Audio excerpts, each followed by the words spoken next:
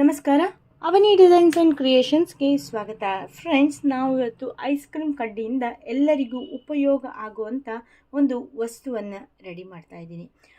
ನೀವು ಯಾರೆಲ್ಲ ನಮ್ಮ ಚಾನಲ್ಗೆ ಸಬ್ಸ್ಕ್ರೈಬ್ ಆಗಲಿಲ್ವೋ ಸಬ್ಸ್ಕ್ರೈಬ್ ಆಗಿ ಪಕ್ಕದಲ್ಲಿರೋ ಬೆಲ್ ಐಕಾನನ್ನು ಪ್ರೆಸ್ ಮಾಡಿ. ಹಾಗೆ ನಮ್ಮ ಅವನಿ ಕಿಚನ್ ರಂಗೋಲಿನೂ ಕೂಡ ಸಬ್ಸ್ಕ್ರೈಬ್ ಮಾಡಿ ಸಪೋರ್ಟ್ ಮಾಡಿ ಅಂತ ಹೇಳ್ತಾ ಇವತ್ತಿನ ವಿಡಿಯೋವನ್ನು ಸ್ಟಾರ್ಟ್ ಮಾಡಿ ಬಿಡೋಣ ಬನ್ನಿ. ಈ ಐಸ್ ಕ್ರೀಮ್ ಕಡ್ಡಿನ ನಾನು ತುಮಕೂರಿನ ಕವಿತಾ ಎಂಟರ್ಪ್ರೈಸಸ್ ಅವರಿಂದ ತರಿಸ್ಕೊಂಡಿದ್ದೀನಿ. ನಿಮಗೂ ಏನಾದರೂ ಬೇಕು ಅಂದರೆ ಅವರ ವೆಬ್ಸೈಟ್ ಲಿಂಕನ್ನು ಹಾಕಿರ್ತೀನಿ. ಅದರಲ್ಲಿ ನೀವು ಓಪನ್ ಮಾಡಿ ನಿಮಗೆ ಬೇಕಾಗಿರೋ ಮೆಟೀರಿಯಲ್ಸ್ಗಳನ್ನು ನೀವು ತರಿಸ್ಕೊಬೋದು. ಈಗ ಏನು ಮಾಡಬೇಕು ಐಸ್ ಕ್ರೀಮ್ ಕಡ್ಡಿ ಇಟ್ಕೊಂಡು ಅನ್ನೋದನ್ನು ನಾನು ಹೇಳ್ತೀನಿ.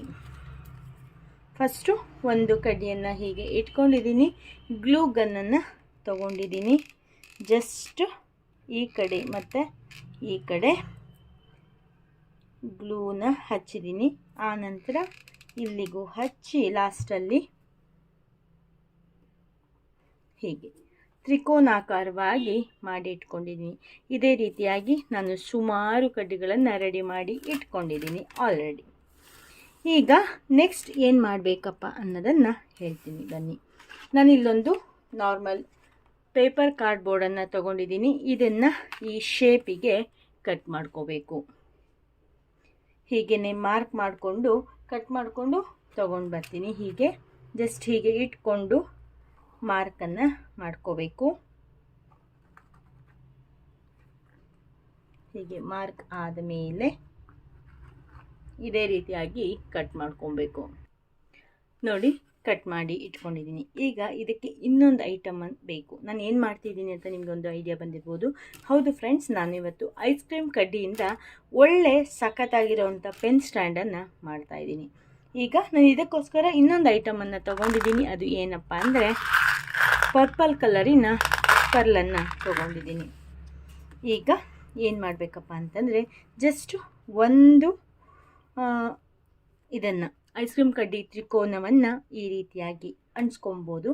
ಇಲ್ಲ ಇನ್ನೂ ಏನು ಮಾಡ್ಬೋದು ಅಂತಂದರೆ ಫಸ್ಟು ಜಸ್ಟ್ ಇಲ್ಲಿ ತುದಿಯಲ್ಲಿ ಮೂರು ಕಡೆನೂ ಕೂಡ ಹೀಗೆ ಗಮ್ಮನ್ನು ಹಚ್ಕೊಬೇಕು. ಆನಂತರ ಆ ಮೂರು ಕಡೆಯಲ್ಲೂ ಕೂಡ ಒಂದೊಂದು ಮಣಿಯನ್ನು ಅಂಟಿಸ್ಕೊಬೇಕು. ಹೀಗೆ ಮೂರು ಕಡೆನೂ ಅಂಟಿಸ್ಕೊಂಡು ಆದಮೇಲೆ ಮತ್ತೆ ಆ ಮಣಿಯ ಮೇಲ್ಗಡೆ ನಾವು ಗ್ಲೂನ ಹಚ್ಕೊಬೇಕು. ಆಮೇಲೆ ಈ ರೀತಿಯಾಗಿ ಐಸ್ ಕ್ರೀಮ್ ಕಡ್ಡಿಯನ್ನು ಅದ್ರ ಮೇಲೆ ಕೂರಿಸ್ಬೇಕು. ಮತ್ತು ಇಲ್ಲಿ ಮೂರು ಕಡೆನೂ ಕೂಡ ಈ ರೀತಿಯಾಗಿ ಗಮ್ಮನ್ನು ಹಚ್ಕೊಬೇಕು. ಹೀಗೆ ಪ್ರತಿಯೊಂದು ಐಸ್ ಕ್ರೀಮ್ ಕಡ್ಡಿ ಮೂರು ಕಡ್ಡಿ ಆದಮೇಲೆ ಈ ರೀತಿಯಾಗಿ ಮಣಿಯನ್ನು ಅಂಟಿಸ್ಕೊಂಡು ಅದರ ಮೇಲೆ ಗಮ್ಮನ್ನು ಹಚ್ಕೊಂಡು ಐಸ್ ಕ್ರೀಮ್ ಕಡ್ಡಿಯನ್ನು ಇಟ್ಕೊಬೇಕು. ಇದೇ ಕೊನೆವರೆಗೂ ಕೂಡ ರಿಪೀಟ್ ಆಗುತ್ತೆ. ಕೊನೆ ತುದಿವರೆಗೂ ಕೂಡ ಇದಿಷ್ಟನ್ನು ಅಂಟಿಸ್ಕೊಂಡ್ಬರ್ತೀನಿ. ಆಮೇಲೆ ಇದು ಯಾವ ರೀತಿಯಾಗಿ ಕಾಣಿಸ್ತಿದೆ ಅನ್ನೋದನ್ನು ತೋರಿಸ್ತೀನಿ.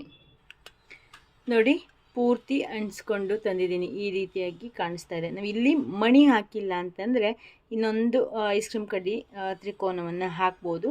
ನನಗಿಲ್ಲಿ 9 ತ್ರಿಕೋನಗಳನ್ನು ಹಾಕಿದ್ದೀನಿ. ನೋಡಿ ಎಷ್ಟು ಚೆನ್ನಾಗಿ ಕಾಣಿಸ್ತಿದೆ ಮತ್ತು ಎಷ್ಟು ಗ್ರ್ಯಾಂಡಾಗಿ ಕಾಣಿಸುತ್ತೆ. ಹೊರಗಡೆ ಹೀಗೆ ಮಣಿ ಇರೋದ್ರಿಂದ ನೋಡಲಿಕ್ಕೆ ಎಷ್ಟು ಚೆನ್ನಾಗಿ ಕಾಣಿಸ್ತಾ ಇದೆ ಅಲ್ವಾ ಫ್ರೆಂಡ್ಸ್.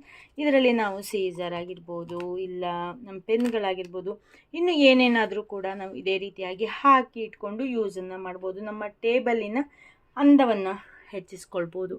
ನಿಮಗೆ ಈ ವಿಡಿಯೋ ಇಷ್ಟ ಆಯಿತು ಅಂತ ಅಂದ್ಕೊತೀನಿ. ಇಷ್ಟ ಆದರೆ ಈಗಲೇ ಲೈಕ್ ಮಾಡಿ, ಶೇರ್ ಮಾಡಿ, ಕಾಮೆಂಟ್ ಮಾಡಿ.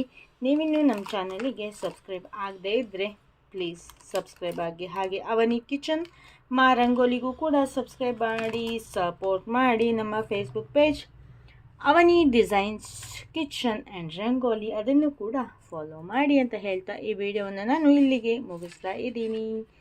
Thank you very much. Video ನೋಡಿದ್ದಕ್ಕಾಗಿ ಧನ್ಯವಾದಗಳು. ನೆಕ್ಸ್ಟ್ ಅಪ್ಡೇಟಿಗಾಗಿ ಕಾಯ್ತಾ ಇರಿ. Thank you. Bye. Take care. ಶುಭ ದಿನ.